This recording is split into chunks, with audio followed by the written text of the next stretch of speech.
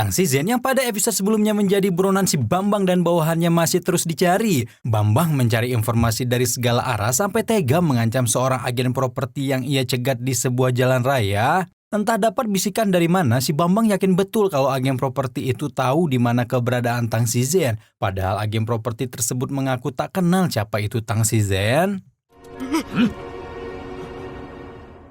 Di sisi lain, Wang Shou terus menunjukkan perkembangannya yang luar biasa. Dia kini mampu menahan kuda-kuda selama 50 menit dalam satu tarikan napas. Gerakan parkour lompat ke sana kemari juga ia kuasai hingga membuat Zian semakin salut kepada muridnya. Walaupun sudah mendapat banyak materi bela diri dari gurunya yang cantik, Wang Shou nampaknya masih belum puas dengan apa yang ia sudah capai. Dia benar-benar haus akan ilmu bela diri. Ia pun meminta Zizen agar mengajarkannya teknik-teknik yang lain. 那姐姐，你能不能多教我几下？我急用。 Shizen yang takjub dengan muridnya tak serta-merta menyetujui permintaan Wang Shou. Motivasi lain kenapa Wang Shou begitu ingin dapat materi baru lantaran ia mendapat tantangan duel dari Kakak Kun yang selalu berulah dengan gengnya. Kakak Kun menantang Wang Shou adu jotos di salah satu sudut lapangan kampus pada suatu senja. Meski awalnya menolak tantangan tersebut, Wang Shou tetap mengiyakan karena ia tak ingin lagi direndahkan sebagai seorang lelaki. Mendengar cerita dari Wang Shou soal tantangan itu, Shizen dengan senang hati memberikan materi-materi yang lebih dalam tentang Guoshu. Shizen mulai materi kala itu dari sejarah Guoshu yang pada masa lalu ternyata sempat digunakan para ahli wushu untuk menghabisi para pejabat negara yang doyan korupsi. Kira-kira kalau hal itu diterapkan di negara kita gimana ya?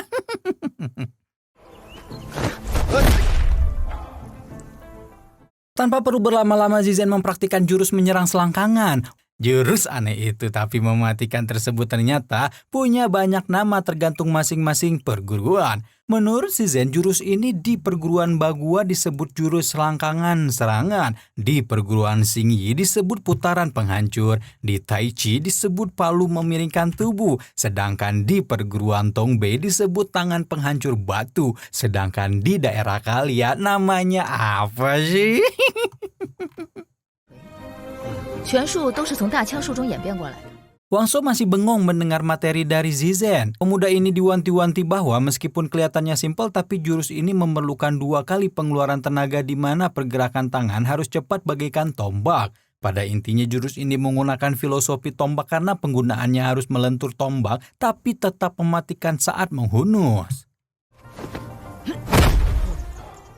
Selepas latihan jurus menyerang selangkangan, Wang Shou sudah melamun di pinggir lapangan kampus menunggu Kakak Kun yang menantangnya untuk adu jotos. Tak berselang lama Kakak Kun akhirnya datang menggunakan mobil bersama para komplotan berandalannya. Melihat musuhnya datang terlambat, Wang Shou yang memanggil Kakak Kun dengan nama Kun Shou heran karena yang datang ternyata sekompi. Wah, mau berantem apa mau main bola nih? Tak peduli dengan jumlah kawanan Kun Shou, Wang Shou tak gentar sedikit pun dan di sisi lain Kakak Kun sesumbar akan membuat Wang Shou bertekuk lutut dan memohon ampun di hadapannya.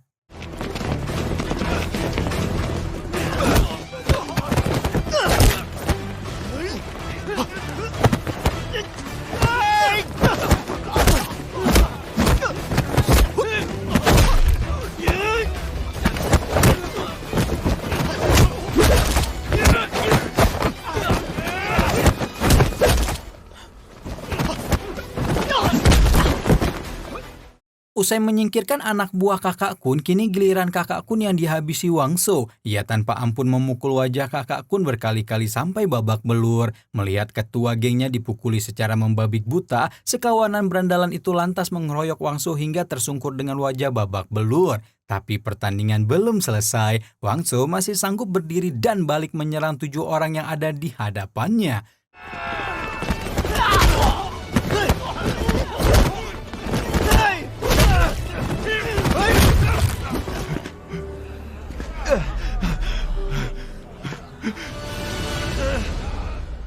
Oke, kita balik lagi ke kisah si Bunga ya. Perempuan berbaju merah dengan mobil sport super mewah. Ia pulang ke rumahnya yang ada di kawasan elit. Kelihatan banget nih kalau Bunga selain jago bela diri juga merupakan perempuan karir yang kaya raya ya.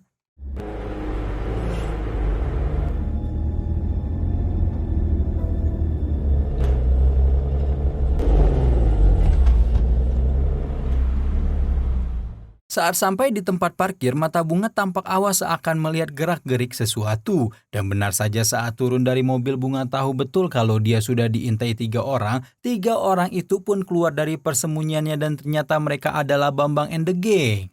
3个人的行踪暴露了，你们都出来吧！我们3个人。 Tahu kalau persembunyiannya sudah diketahui, Bambang dan 2 bawahannya menampakkan diri. 2 bawahan Bambang menjuluki diri mereka masing-masing sebagai beruang buas dan serigala jahat. Melihat orang yang dicarinya selama ini telah berada di hadapannya, Bambang tak menyangka kalau peranggainya sungguh cantik tak seseram yang dibayangkan. Si bunga inilah yang ternyata Tang Shizhen, buronan Bambang dan kawan-kawan. 你们都是联邦中情局的人。我真名叫做约翰·马拉维斯。 Si Bambang akhirnya membongkar identitas dirinya yang sebenarnya. Dia mengaku punya julukan serigala dewa dan peluru dewa kematian. Adapun nama asli si Bambang ini adalah John Malefice. Shizhen yang menganggap John Malefice CS bertele-tele memperkenalkan diri akhirnya semakin tak sabar untuk baku hantam. Sementara John menyebut keberadaan Shizhen telah membuat Dewa Langit alias Tian Shen tak bahagia. Siapa yang dimaksud Dewa Langit? Shizhen yang sebelumnya kita sebut sebagai bunga lantas bertarung 1 lawan 3 dengan tangan kosong. Kerennya lagi Shizhen menanggapi John Malefice and the Gang masih pakai sepatu high heel. Kalau ini mah cewek-cewek ahlinya ya. Satu persatu Shizhen diserang oleh anak buah John Malefice. Serigala jahat dengan senjata pisau tajam tak mampu menembus pertahanan Shizhen. Sementara itu beruang buas. Sebenarnya ia sempat bisa menyekap tubuh Shizhen sebelum ia juga dibikin malu oleh perempuan tersebut.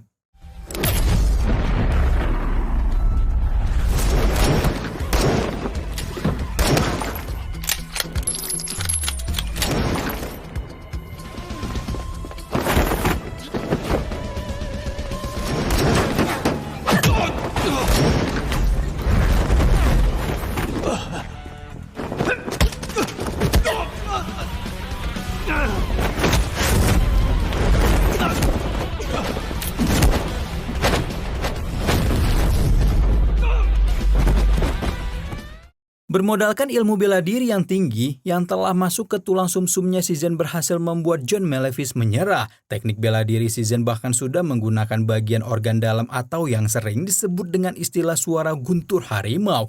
John Malefice pun diinterogasi Shizhen yang penasaran dengan dalang di balik misi menangkap dirinya. Tapi John tak berani membongkar siapa di belakangnya dan berdalih semua yang ia lakukan hanya urusan bisnis belaka. 你的师傅是哪位？用的是咏春门中的剑。告诉我谁派你来的？你怎么会知道我来了这里？ Dan di saat Shizhen menginterogasi John itulah tiba-tiba saja serigala jahat mencoba mengambil kesempatan. Masih dengan pisau tajamnya, ia berusaha menusuk Shizhen dari belakang. Akan tetapi Shizhen memang cukup peka dengan segala bentuk pergerakan sekecil apapun, walhasil terjangan serigala jahat dari belakang tetap tak mampu melukai dirinya.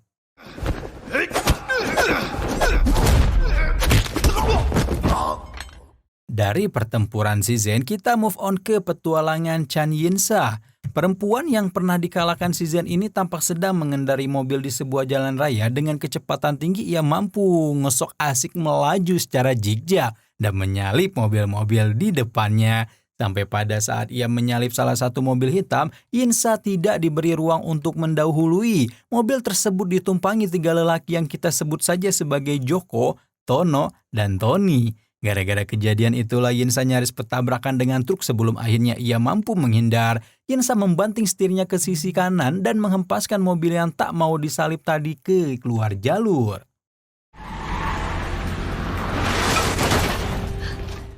Yinsa turun dari mobilnya untuk bertanggung jawab usai kecelakaan. Sebagai ahli Muay Thai, ia bertanggung jawab perbuatannya dengan cara duel 1 lawan 3. Ia tak kesulitan menghabisi Joko Tono Tony dengan teknik bela diri yang ia kuasai.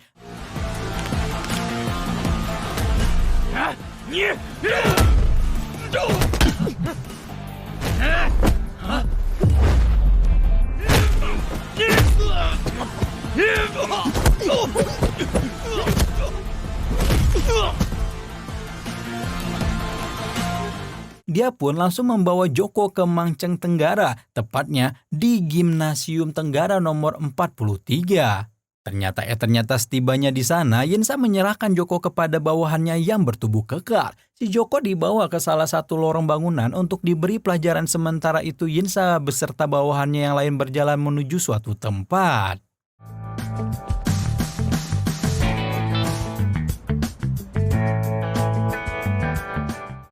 Di sisi lain tak jauh dari tempat itu, Wangso berjalan kaki sambil membawa CV untuk mencari pekerjaan. Maklum, kini Wangso menjadi fresh graduate yang sedang cari pekerjaan dengan modal pengalaman sebagai pengangguran. Kaum rebahan tersedia, guys. Sambil berjalan, ia berpura menjotos sesuatu hingga menjadi pusat perhatian orang-orang di sekelilingnya.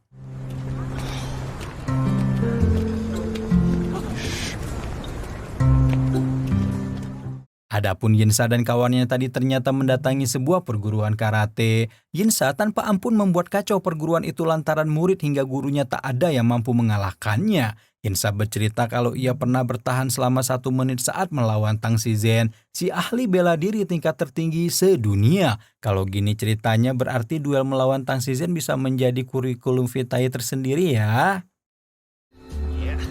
来撞牌撞牌！哎呦，我手气怎么这么臭？哇！哎呦，金花，2个手气就是好啊！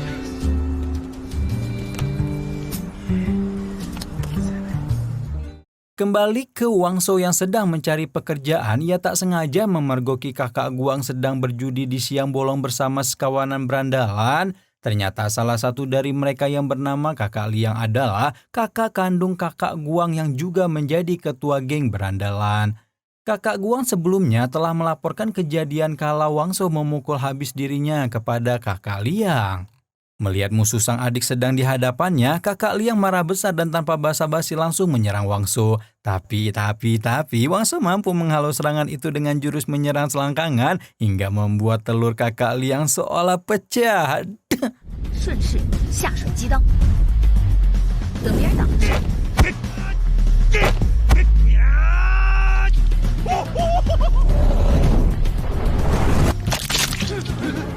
不能跟他们聚众斗力。哪儿跑啊你？站住！别跑！站住！别跑！梁哥！ Teknik menyerang selangkangan itu tanpa diduga dilihat oleh Yinsa yang berada tak jauh dari lokasi baku hantam. Yinsa pun langsung teringat dengan teknik tersebut karena pernah digunakan Tang Shizen saat mengalahkannya. Dan setelah membuat kakak Liang selangkangannya kesakitan, Wangso malah kabur saat akan dikeroyok oleh anak buah kakak Liang. Dia berlari terbirit-birit ke arah Gimnasium Tenggara. Beruntung bagi Wangso karena tak berselang lama polisi datang ke TKP untuk menangkapi geng berandalan kakak Liang. 住手！救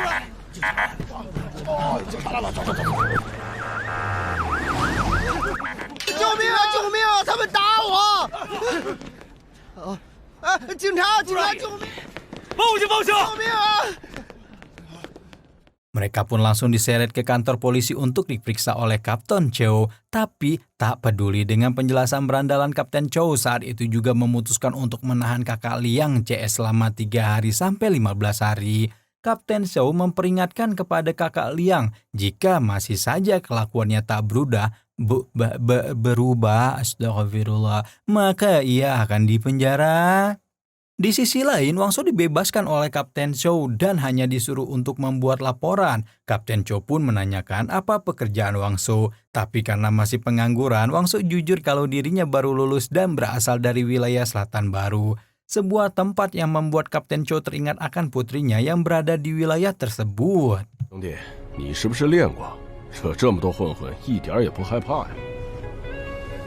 小兄，感谢警察叔叔们及时赶到。